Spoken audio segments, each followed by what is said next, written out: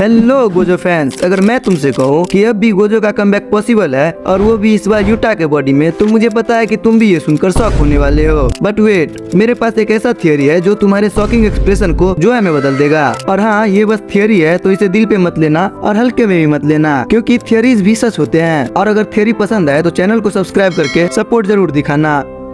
So let's start. देखो, अभी पूरे जेजे के कम्युनिटी में गोजो के कमबैक को लेकर एक ही थियरी घूम रहा है, और वो है कि गोजो की बॉडी में यूटा के 5 मिनट पूरे होते ही गोजो अपनी बॉडी पे कंट्रोल कर लेगा। बट इसका रिवर्स भी तो हो सकता है कि गोजो यूटा की बॉडी में ही कमबैक कर ले। मुझे पता है कि ये थोड़ा आउट ऑफ सिलेबस लग रहा है, मगर तुम लास्ट तक देखो, सब कुछ समझ जाओगे। जैसा कि हमने देखा है चैप्टर 262 के लास्ट पैनल में, रिका यूटा के लाइफलेस बॉडी को पकड़ कर रो रही होती है। बट यहाँ सवाल ये आता है कि रिका रो क्यों रही है। देखो, यहाँ दो पॉसिबिलिटीज बनते हैं।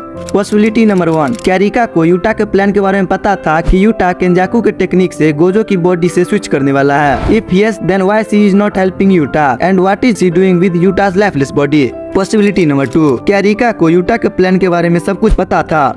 आई गेस तुम लोगों ने भी ये नोटिस किया होगा कि लास्ट पेज में यूटा ने अभी भी ये रिंग पहन रखा है, और क्योंकि रिका इस रिंग से कनेक्टेड है और उसे लग रहा है कि Yuta is dead and she doesn't know anything about Yuta's plan, that's why she is crying. And in other hand we all know that Yuta का ब्रेन अभी गोजो की बॉडी में है, मगर यूटा का हार्ट अभी भी उसके रियल बॉडी में ही है। और जैसा कि सुकुना ने इस सीन में कहा था कि तुम अपने कर्स एनर्जी की हेल्प से अपने हार्ट को मैनुअली चला सकते हो, बट उसके लिए तुम्हारे बॉडी में वर्किंग ब्रेन का होना जरूरी है, जिससे तुम कर्स एनर्जी प्रोड्यूस कर सको। तुम्हें भी Rika is helping Yuta with her curse energy to run Yuta's heart manually. और रिका को यूटा के प्लान के बारे में सब कुछ पता हो, और रिका ये सोच कर रो रही हो कि कहीं यूटा 5 मिनट के अंदर मारा ना जाए।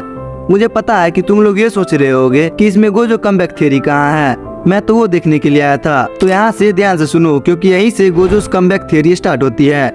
क्या होगा अगर रिका एक वाइंडिंग वॉक करे, because she is fully manifested now so she can do it. और अगर पॉसिबिलिटी नंबर 2 सच हो जाए, जिसमें रिका को ये लगता है कि यूटा मर चुका है, तो रिका यूटा को बचाने के लिए 100% एक वाइंडिंग वॉक करेगी। और हम सब जानते हैं कि यूटा अभी गोजो की बॉडी में है, और यूटा के बॉडी में अभी किसका ब्रेन है? हाँ बिल्कुल, गोजो सेंसे का। और अगर रिका वाइंडिंग वॉक करती है तो वो यूटा के बॉडी में गोजो सेंसे को वापस ला देगी। और अगर पॉसिबिलिटी नंबर 1 भी सच हो जाता है, तो भी रिका समहाउ गोजो को ही वापस ला देगी। बट तुम्हारा क्वेश्चन ये होगा कि गोजो ही क्यों वापस आएगा?